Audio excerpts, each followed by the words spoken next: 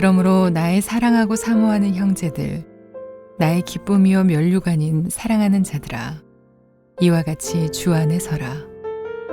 내가 유오데아를 권하고 순두개를 권하노니 주 안에서 같은 마음을 품으라.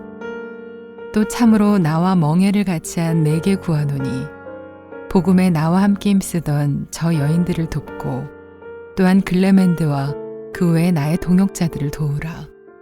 그 이름들이 생명책에 있느니라. 우리 가슴에 손을 얹고 신앙을 고백하고 함께 말씀을 듣겠습니다. 제가 먼저 고백하겠습니다. 하나님은 나를 사랑하십니다. 나는 그 사랑 안에 있습니다.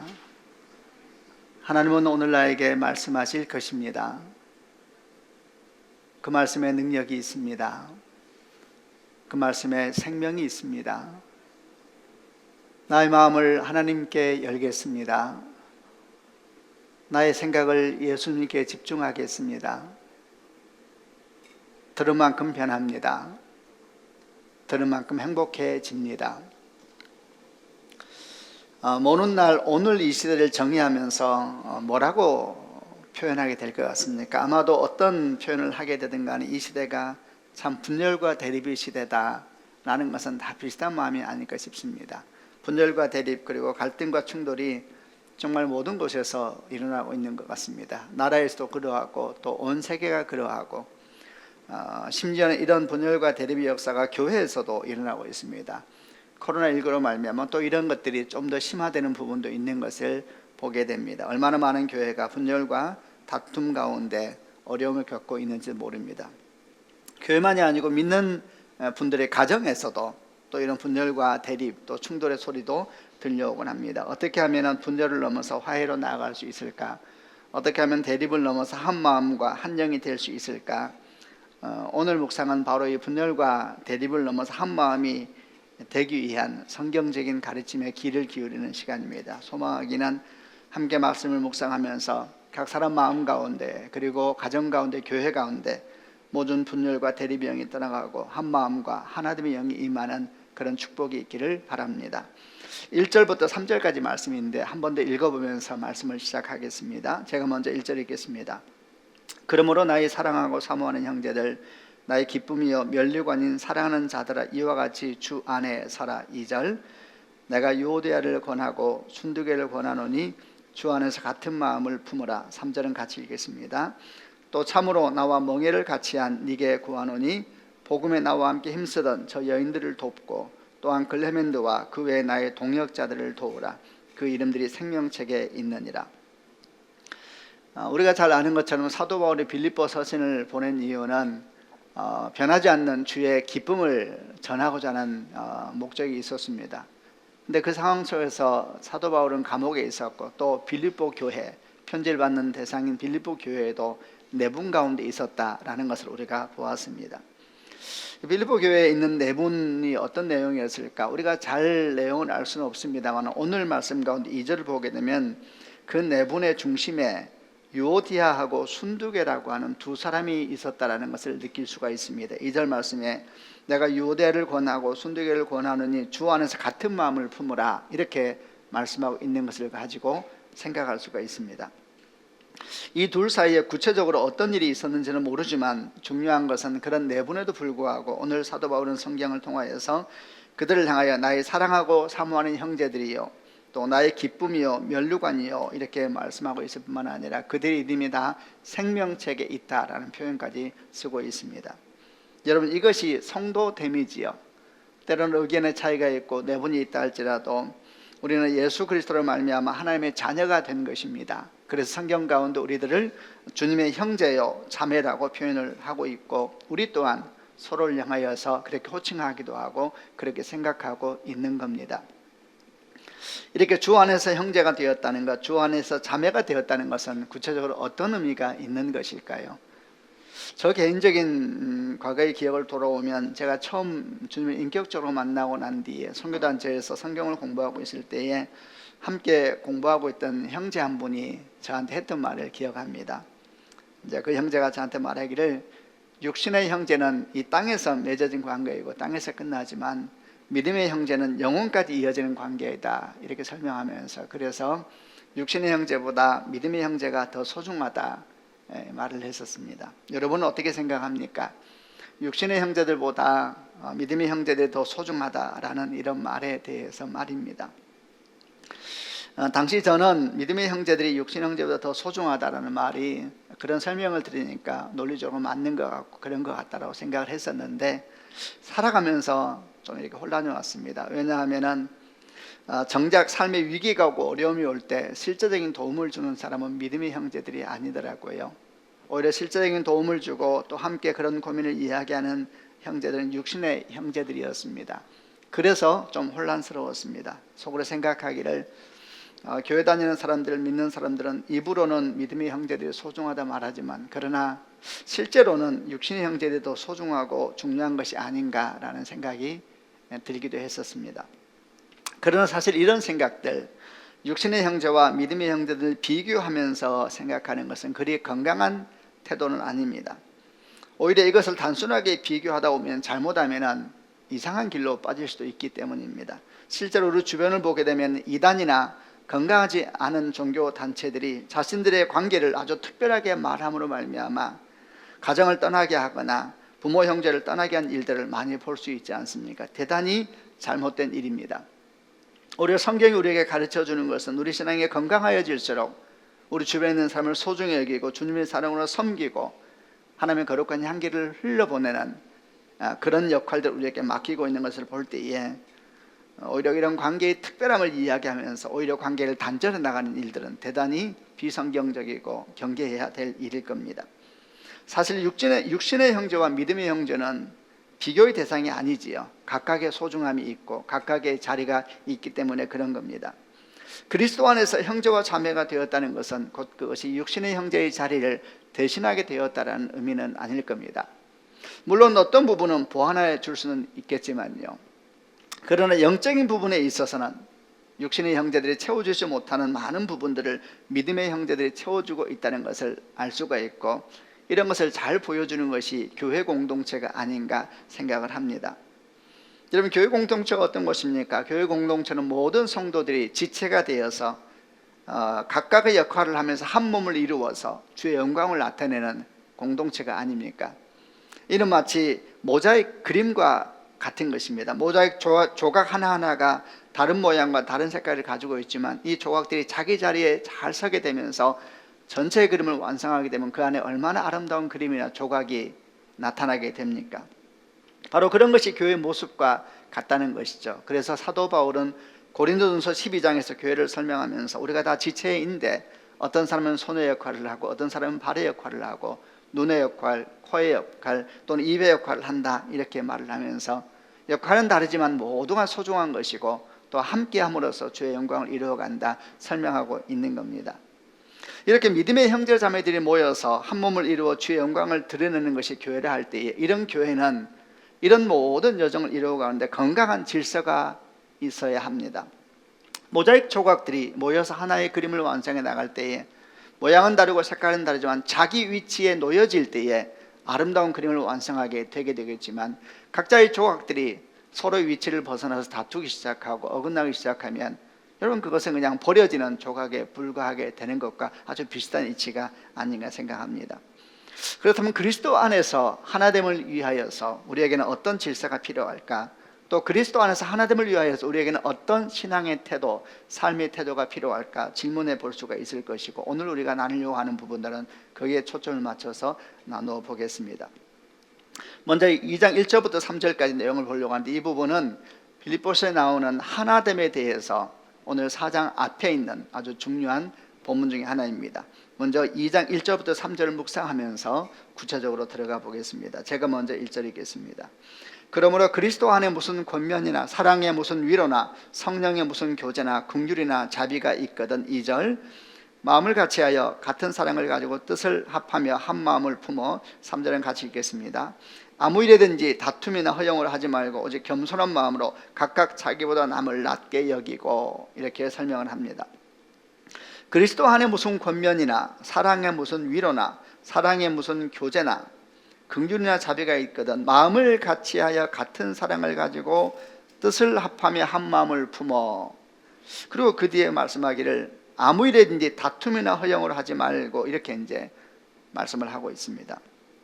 사도 바울이 하나됨에 대해서 또 한 마음을 품는 거에 대한 말씀을 하다 말고 중간에 특별히 아무 일에든지 다툼이나 허영을 하지 말라라는 말씀을 더하고 있는 것이죠. 왜 갑자기 다툼과 허영에 대해서 이렇게 말씀을 하고 있는 것일까? 왜냐하면 우리가 하나 되길 원하는데, 사실 그렇게 원한 우리 안의 본성은 하나됨의 영성이 아니라 다툼과 허영의 본성으로 가득 차 있기 때문에 거기에 대해서 말씀을 하고 있는 겁니다. 우리 안에 어떤 본성이 있는지를 알아야지 우리가 하나님을 위하여 또 그리스도 안에서 하나됨을 위해서 어떻게 걸어가야 될지에 대해서 그런 태도들, 삶의 모습들을 확인해 갈 수 있지 않겠습니까? 그래서 먼저 우리 안에 어떤 모습이 있는가에 대해서 이 말씀을 통해서 보게 되는 겁니다. 먼저 다툼의 본성이 있다 그랬습니다. 여러분, 다툼의 본성은 무엇입니까? 이것은 당을 짓는 본성을 말합니다. 소위 말하는 끼리끼리 모이는 그런 본성입니다. 일종의 파벌의식입니다. 건강하지 못한 집단성입니다. 이런 당파심은 국가 간에도 있고 사회적으로도 있고 또 개인 간의 관계 속에서도 있습니다. 여러분, 우리 주변을 보십시오. 사회 모든 분야에서 집단화와 구분화가 이루어지면서 한 집단이 다른 집단을 무시하고 또 차별한 일들이 얼마나 많이 일어나고 있습니까? 출생과 신분을 통하여서 집단을 이루고 또 다른 집단을 차별하기도 하고, 지위를 통하여서 심지어는 사는 지역을 통하여서 집단을 이루고 또는 구분화를 만들면서 다른 지역을 차별하기도 하고 무시하기도 하고, 이런 일들이 일어나고 있는 것을 봅니다. 왜 우리는 이렇게 집단을 만들어서 우리는 당신과 다르다, 나는 당신과 다르다 이렇게 말하면서 거기에서 안정감을 누리려고 하고, 심지어는 삶의 의미와 목적을 거기에서 찾으려고 하는 것일까요? 한 가지는 분명합니다. 우리 안에는 다툼의 본성, 당파성을 이루는 본성이 있는 것입니다. 그리고 이런 본성은 결코 하나님이 주신 본성은 아닙니다. 오히려 그 반대에 있는 악한 영이 우리에게 남긴 영향력입니다. 나눔으로서 자기 정체성을 확인하려고 하는 태도들, 분열하고 다투게 함으로써 자기됨을 드러내려고 하는 본성들, 그것은 결코 하나님이 주신 마음은 아닙니다. 문제는 이 일에 있어서 교회도 예외가 아니라는 것입니다. 고린도 교회를 기억하실 것입니다. 고린도전서 1장 11절부터 13절까지 말씀을 읽어보겠습니다. 제가 먼저 11절 읽겠습니다. 내 형제들아, 근로의 지편으로 너희에 대한 말이 내게 들리니 곧 너희 가운데 분쟁이 있다는 것이라. 12절, 내가 이것을 말하거니와 너희가 각각 이르되 나는 바울에게, 나는 아볼로에게, 나는 게바에게, 나는 그리스도에게 속한 자라 한다는 것이니. 13절 같이 읽겠습니다. 그리스도께서 어찌 나누었느냐? 바울이 너희를 위하여 십자가에 못 박혔으며 바울의 이름으로 너희가 세례를 받았느냐? 고린도 교회에 당파가 있었다는 것입니다. 나는 바울에게 속했다 이러면서 그룹을 지어서 다른 그룹과 이렇게 충돌이 일어나고, 나는 아볼로에게 속했다, 나는 게바에게 속했다 이러면서 이제 그룹이 생기고, 그로 말미암아 교회 내에 충돌이 생기고 이랬다는 것을 말씀하는 것이지요. 아주 단순하지 않은 명확한 것을 알게 합니다. 여러분, 교회라고 그래서 자연스럽게 하나가 되는 것은 아니라는 겁니다. 예수를 믿는다고 하더라도 또 역시 자연스럽게 하나가 되는 것도 아니라는 것이죠. 이런 본성, 이런 당파적인 본성과 다툼의 본성이 우리 안에 가득하다 이겁니다. 두 번째, 또 허영의 본성은 무엇입니까? 허영의 본성의 또 다른 이름은 교만의 본성입니다. 교만이란 끝없는 비교를 통해서 자기의 가치를 확인하려고 하는 본성입니다. C.S. 루이스는 순전한 기독교에서 이 교만에 대해서 아주 탁월하게 지적해 놓았습니다. 그는 말하기를, 가장 핵심적인 악은 교만이다. 악마는 바로 이 교만 때문에 악마가 되었다. 각 사람의 교만은 다른 사람의 교만과 경쟁 관계에 있다. 교만은 단순히 무언가를 가지는 것에 만족하지 못하고 옆 사람보다 더 가져야만 만족한다. 우리를 교만하게 만드는 요소는 남과의 비교이다. 남들보다 우월하다는 데서 오는 즐거움, 그 즐거움이 사람을 교만하게 만드는 것이다. 여러분, 이런 허영의 본성이 우리 안에 있다라는 것입니다. 여러분, 생각해 보십시오. 우리는 끝없이 비교하지 않습니까? 그리고 그 비교 속에서 우쭐해하거나 절망하지 않습니까? C.S. 루이스가 지적한 것처럼 우리 안에 있는 본성은 내가 얼마나 많이 가졌는가에 대해서 돌아보지 아니하고 내가 다른 사람보다 더 많이 가졌는가에 대해서 돌아보고 있지 않습니까? 그러다 보니까 이런 허영의 본성에는 감사가 없습니다. 물론 참된 하나됨도 없습니다. 끝없이 비교하고 경쟁하면서 우쭐해하거나 열등감을 가질 뿐인데, 사실 이렇게 우월감이나 열등감은 다 동전의 양면과 같은 것입니다. 이렇게 우리 안에 있는 두 가지의 본성, 우리가 가지고 있는 것이 하나됨의 본성이 아니라 오히려 다툼의 본성이요 허영의 본성이라는 것을 알게 되면, 이제는 우리는 여기서부터 우리가 하나됨을 위해서 어떻게 나아가야 될 것인가, 무엇을 기도해야 되고 하나님 앞에 무엇을 가지고 나아가야 될 것인가에 대해서 발견할 수가 있겠습니다. 여러분, 무엇이겠습니까? 첫 번째는 우리 안에 이런 다툼의 본성, 끼리끼리 모이려고 하는 본성이 있다는 것을 인정하고, 그리고 성령의 도우심과 하나님의 인도하심을 따라서 그 반대로 행하기 위해서 노력하고 애쓰는 태도, 이런 태도를 갖는 것이 하나됨을 위해서 우리 가운데 필요한 영적인 태도입니다. 여러분, 모든 사람을 향하여서 마음을 열고 먼저 다가가는 노력이 바로 그렇게 행동하는 모습이 아니겠습니까? 성경을 보니까 우리 마음에 다툼의 영성이 있다고 지적했던 사도 바울이 바로 이어서 이렇게 말씀하고 있습니다. 너희 안에 이 마음을 품으라. 곧 그리스도 예수의 마음이니 그는 근본 하나님의 본체시나 하나님과 동등됨을 취할 것으로 여기지 아니하시고 오히려 자기를 비워 종의 형체를 가지사 사람들과 같이 되셨고 사람의 모양으로 나타나사 자기를 낮추시고 죽기까지 복종하셨으니 곧 십자가에 죽으심이라. 여러분, 그렇습니다. 자기를 비워서 종의 형체를 가져 사람들과 같이 되셨다. 이것이 예수께서 육체 안에 있는 다툼의 본성, 파벌의 본성을 거스르면서 올라가서 모든 사람을 향하여서 다가가는 모습이 아니겠습니까? 바로 이 주님이 시기에 우리에게 외치고 있는 것입니다. 누구든지 목마르거든 내게로 와서 마시라. 누구든지 목마르거든 내게로 와서 마시라. 모든 사람을 향하여 먼저 여시고 다가가시면서 또 그 모든 사람을 기쁘게 받으시는, 그야말로 육신의 본성 안에 있는 다툼의 본성, 그리고 파벌의 본성을 뛰어넘어서 일하시는 하나님의 역사를 보여주십니다. 이런 주님의 모습이 또 잘 나타난 성경의 장면 중에 하나가 요한복음 4장에서 사마리아 여인을 만나는 장면이 아닌가 싶습니다. 내용을 보게 되면 예수께서 남쪽의 유대 지방에서 북쪽의 갈릴리로 가시는 길에 사마리아 지방을 지나가게 되셨습니다. 그런데 이런 모습 자체가 굉장히 특별한 것입니다. 왜냐하면 당시에 경건한 유대인들은 사마리아 지방을 지나지 않고 빙 돌아서, 훨씬 더 먼 길이죠, 빙 돌아서 갔었습니다. 왜냐하면 사마리아 사람들과 상종하지 않기 위해서였습니다. 그러나 주님은 사마리아 지방으로 가셨다. 이것은 의도적인 걸음이라 할 수 있지요. 그리고 드디어 그 사마리아 지방으로 가시다가 정오쯤 된 아주 무더운 때에 야곱의 우물가에 이르게 되셨습니다. 그때 한 사마리아 여인이 물을 길기 위해서 우물에 왔습니다.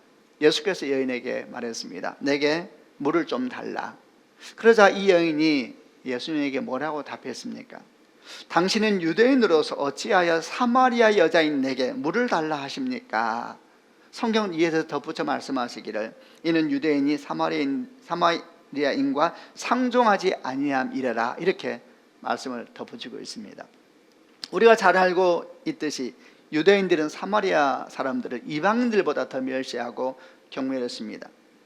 원래 사마리아인들은 같은 핏줄이었습니다. 그러나 북이스라엘이 멸망하면서 아수르 제국이 집단 이주 정책과 함께 피를 섞어버리는 정책을 하게 되었습니다. 그래서 유다 사람들이 보기에 피가 섞인 사마리아인들은 하나님의 백성으로는 치명적인 문제가 있다고 보았습니다. 그런데 그런 사마리아인들이 하나님의 이름을 부르고 예배를 자꾸 드리기 시작하니까 유대인 마음이 너무나 복잡하고 아마도 힘들고 상했을 것입니다. 참을 수가 없는 것이지요. 그래서 이방인들보다 사마리아인들을 더 경멸하면서 그들이 사는 지역은 발도 들이지 않고 상종하지 않기 위해서 빙 돌아서 가는 길을 택하곤 했던 겁니다.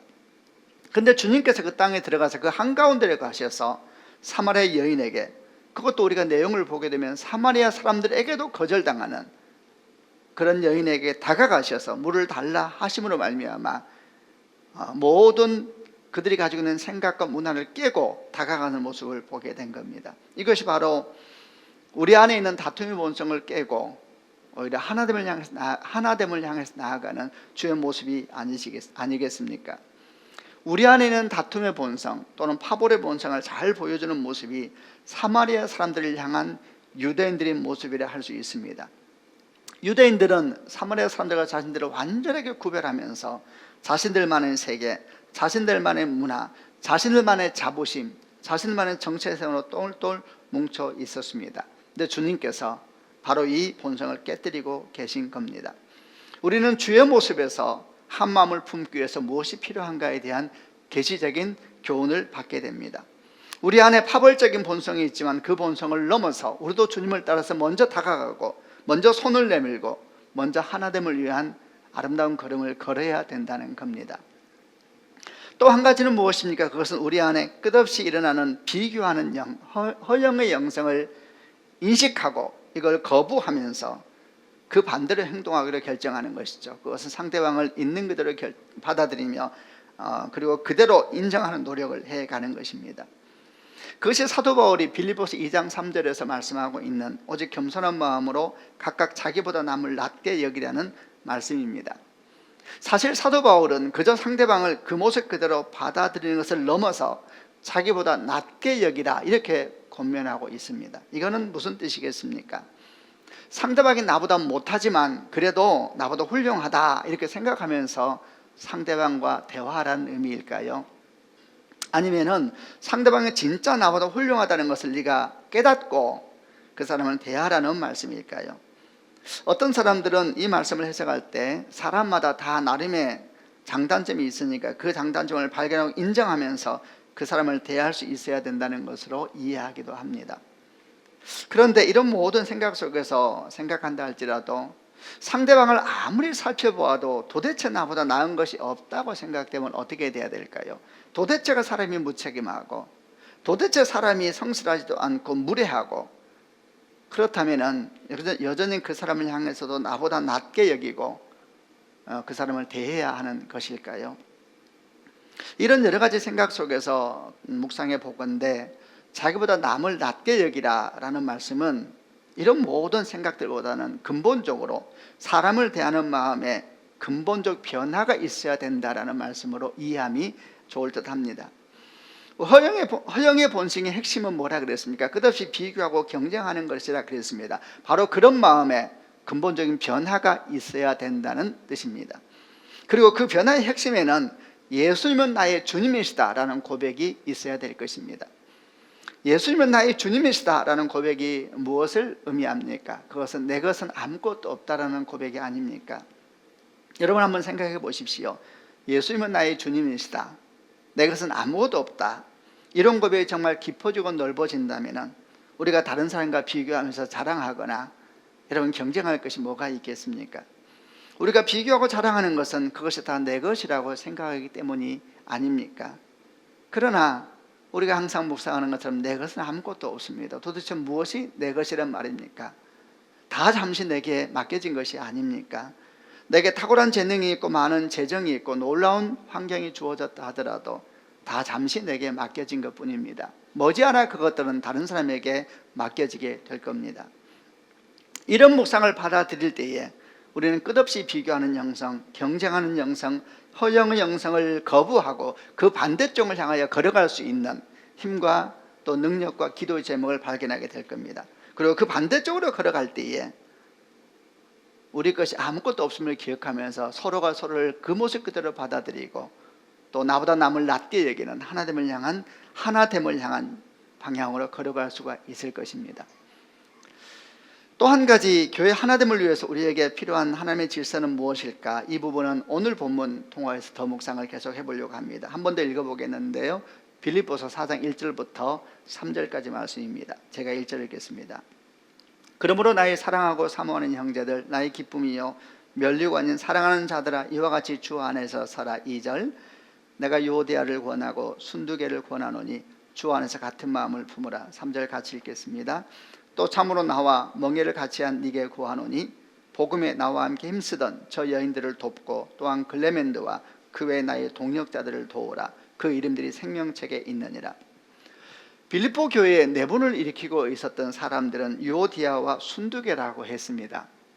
이제 사도 바울이 그들을 향하여서 나의 사랑하는 형제여, 나의 기쁨이요 면류관이다 말씀하고 있고, 또 복음에 나와 함께 힘쓰던 사람들이다 설명하고 있고, 그들의 이름이 생명책에 있다라는 설명까지 하고 있습니다.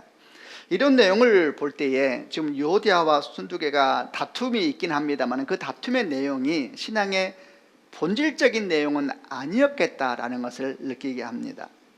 만약 두 사람의 다툼이 복음의 핵심적인 문제, 신앙의 핵심적인 문제였다면 사도 바울이 두 사람을 모두 생명책에 그 이름이 있다고 말하거나 두 사람 모두 복음에 수고한 사람들이고 두 사람 모두 내게 기쁨이며 면류관이라고 말하지는 않았을 겁니다. 오히려 우리가 아는 사도 바울이라면 두 사람이 충돌하는 것이 핵심적인 문제라면 그 핵심적인 문제의 답이 무엇인가를 설명해 주면서 두 사람 중 누구라도 이에 동의하지 않는다면 교회는 그 사람을 경계해야 된다 말할 것이고 심지어는 교회에서 내쫓으라 라고 말했을지도 모릅니다. 실제로 사도 바울이 쓴 여러 선지서를 보다 보면 유대 율법주의자처럼 교회에 심각한 복음적인 문제를 일으키는 사람에 대해서는 경계하고 심지어는 내쫓으라는 말을 하고 있는 것을 볼 수 있기 때문입니다. 여기서 우리는 교회 하나됨을 위해서 또는 우리 영혼도 마찬가지입니다. 가정도 마찬가지입니다. 하나됨을 위해서 아주 중요한 기준 하나를 발견할 수가 있습니다. 그것은 그 부딪힘이 본질적인 문제가 아니라면 서로의 차이로 인해서 하나됨이 깨어져서는 안 된다는 것입니다. 우리는 예수 그리스도를 믿음으로 말미암아 하나님의 자녀가 되었지만 기질도 다르고 은혜 경험도 다르고 하나님과의 동행의 여정도 다릅니다. 이런 차이로 말미암아 같은 예수 아래 있으면서도 어떤 일을 바라보는 관점이 다양해질 수밖에 없습니다. 그리고 이런 다양성은 때로 교회 안에서 충돌을 낳기도 하고 분열을 일으키기도 합니다. 아마도 지금 빌립보 교회에 있는 유오디아와 순도계의 분열이 또는 다툼이 그런 모습이 아닌가 생각이 됩니다. 그러나 여러분, 이런 차이는 옳고 그름의 문제가 아닙니다. 이런 차이는 어쩌면 매우 자연스러우며 일반적인 것이 아니겠습니까? 문제는 그런 차이에도 불구하고 우리가 하나됨을 이루어 가야 한다는 겁니다. 사실 이 일은 너무나 자연스러운 이야기입니다. 한 가정을 이루는 형제들 간에도 다툼이 있지 않습니까? 그런 차이로 말미암아 다 갈라져 버린다면 어떻게 이 땅에서 공동체, 그리고 하나됨이라는 것이 존재할 수가 있겠습니까? 이런 차이에도 불구하고 우리는 하나됨을 추구해 가야 된다라고 생각할 때, 그러면 이런 차이에도 불구하고 어떻게 하면은 하나됨을 계속 이루어갈 수 있을까 질문하게 되고, 이에 대한 좋은 기준은 범세계적인 복음주의 지도자로서 큰 영향을 미쳤던 존 스토트 목사님의 그의 저서 균형 잡힌 기독교의 서론에서 인용한 모토가 좋은 기준이 될 수 있을 것입니다. 존 스토트 목사님은 이 모토가 자신의 평생에 걸쳐 전했던 메시지의 핵심 모토였다라고 이야기를 하고 있는데, 사실 이 모토는 존 스토트 목사님이 시작한 것은 아니고 종교 개혁자들도 주장했던 모토이기도 했고, 그 후에 수많은 신실한 사람들이 교회 하나됨을 위해서, 성도의 하나됨을 위해서 주장하였던 모토이기도 했었습니다. 그 내용은 이렇습니다. 본질적인 것에는 일치를, 비본질적인 것에는 자유 내지는 관용을, 그리고 모든 것에는 사랑을 이라는 모토입니다. 다시 한번 읽어보겠습니다. 본질적인 것에는 일치를, 비본질적인 것에는 자유 내지는 관용을, 그리고 그 모든 것에는 사랑을. 여러분, 우리 신앙에는 본질적인 것이 있는가 하면 비본질적인 것도 있습니다. 본질적인 것은 우리 신앙에 결정적인 영향을 미칠 수 있는 중대한 교리들입니다. 그 중심에는 우리 주 예수님에 대한 믿음이 있을 것입니다. 성육신과 십자가, 그리고 부활과 재림에 대한 약속의 믿음. 여러분, 이런 믿음은 우리 신앙의 근간을 이루고 있는 것입니다. 이런 믿음이 흔들리면 우리 구원도 흔들릴 것이며 우리 신앙도 길을 잃어버리게 될 겁니다. 또한 성부 하나님과 성령 하나님에 대한 믿음이 있습니다. 창조주 하나님에 대한 믿음, 우리 안에 함께 계시면서 동행하시는 성령 하나님에 대한 믿음. 이런 믿음들은 우리가 예배하는 삼위일체 하나님을 향한 믿음이기에 우리 신앙의 근간을 이루는 믿음이라 할 것입니다. 이런 믿음 역시 흔들린다면 우리 신앙이 길을 잃어버릴 것입니다. 이 외에도 아주 중요하고 핵심적인 신앙의 모습들이 있습니다. 성경에 대한 믿음, 인간에 대한 믿음, 교회에 대한 믿음, 장차 임할 하나님의 나라에 대한 믿음 등등, 성경은 곳곳에서 우리 신앙의 핵심적인 믿음에 대해서 가르치고 있는 내용들이 있습니다. 이런 본질적인 복음의 내용에 있어서 우리는 여러분 일치를 이루어야 합니다. 이런 본질적인 내용에 중대한 차이가 있다면 그때 우리는 일치가 아니라 경계해야 됩니다. 심지어는 단절해야 될지도 모릅니다. 이런 것들이 우리 주변에 있는 이단에 대한 태도이기도 하고 또 건강하지 못한 종교 단체에 대한 태도이기도 합니다. 우리가 잊지 말아야 될 것은 일치는 진리보다 우선하는 원리는 아닙니다. 주 예수 그리스도 안에서 중심을 가지고 방향을 가지고 일치를 향해서 한 마음으로 걸어가야 되는 겁니다. 그러나 이런 본질적인 내용들과는 달리 비본질적인 신앙의 내용도 많이 있습니다. 예를 들어서 세례를 베풀 때 몸을 완전히 잠그는 침대를 베풀 것인가, 아니면 머리에 물을 간단하게 적시는 세례를 베풀 것인가. 여러분, 이런 것은 비본질적인 선택입니다. 요한계시록에 보면은 예언적인 가르침을 해석할 때 전천년설을 택할 것인가, 후천년설을 택할 것인가, 또는 무천년설을 택할 것인가, 이런 것들도 마찬가지입니다. 명백하지 않기에 이걸 가지고 갈라질 만큼 싸울 필요는 없는 것입니다. 이외에도 참 많이 있습니다. 예배 때 드럼을 사용할 것인가, 아니면 피아노만 사용할 것인가. 사실 얼마 전까지만 하더라도 예배 때 드럼을 사용하게 되면 예배가 심각하게 문제 있다라고 생각했던 분들이 계셨습니다.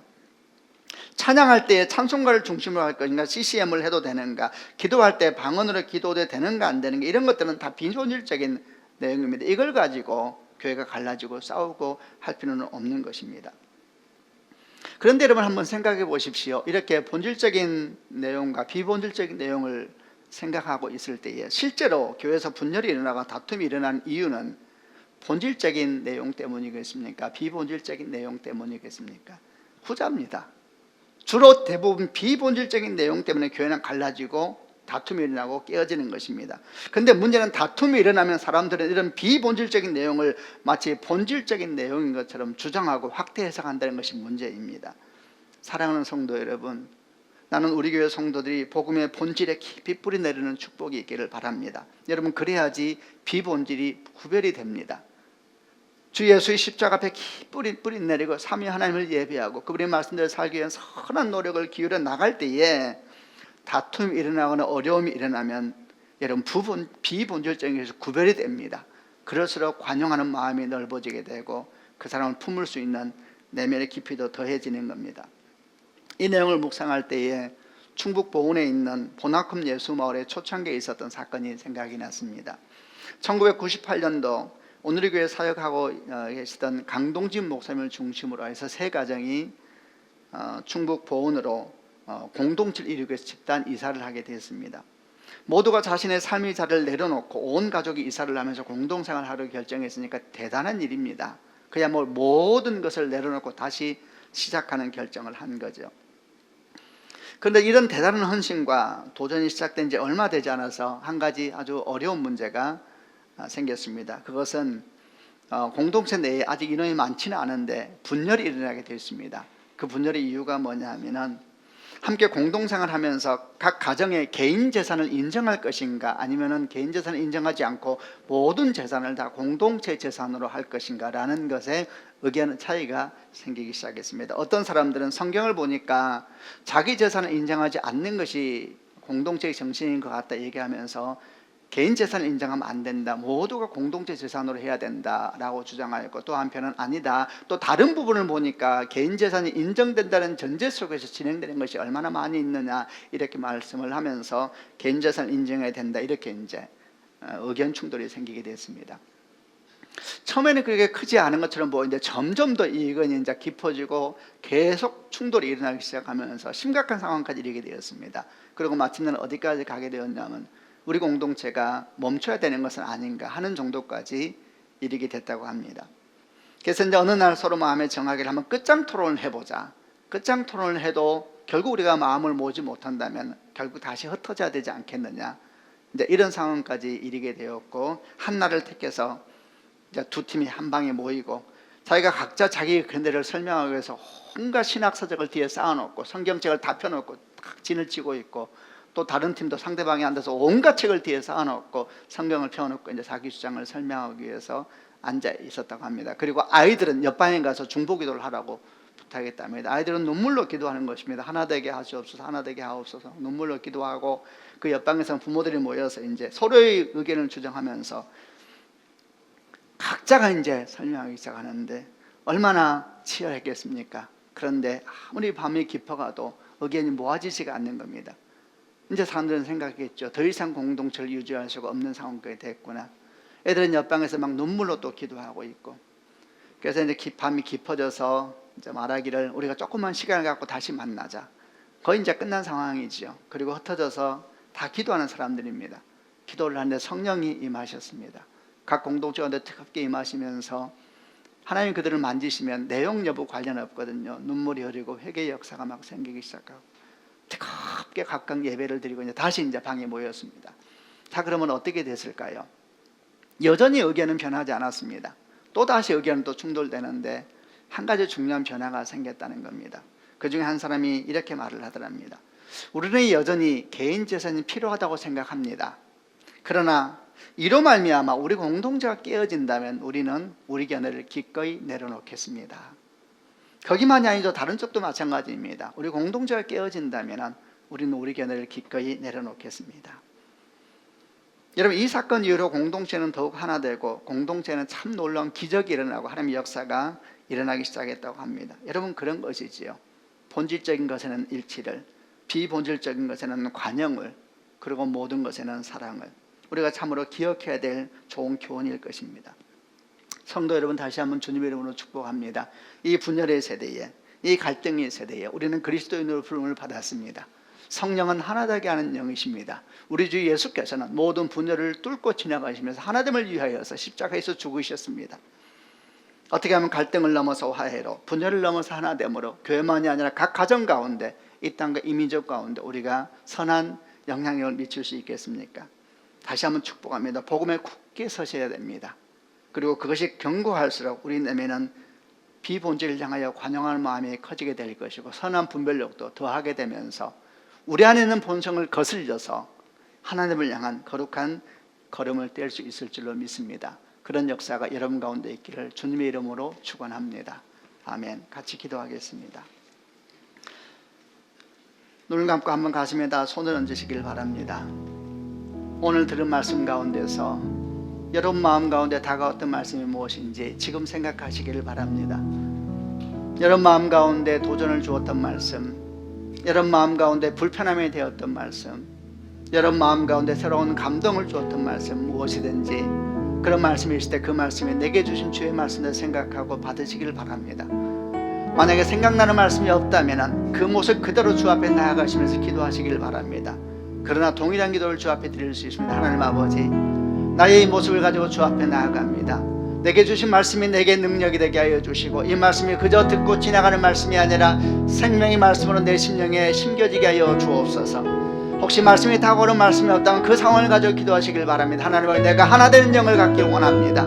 그러나 아직 내 마음 가운데 하나님의 감동이 없습니다. 주여, 이 마음을 주 앞에 내드리며 기도합니다. 내게 하나 되는 영을 주옵소서. 주의 말씀이 다시 한번 내 안에 일어나게 하여 주시고 생명이 흘러가게 하여 주시고 은혜가 흘러가게 하여 주시옵소서. 주신 말씀을 붙잡고 하자면 하나님께 통성으로 기도하겠습니다.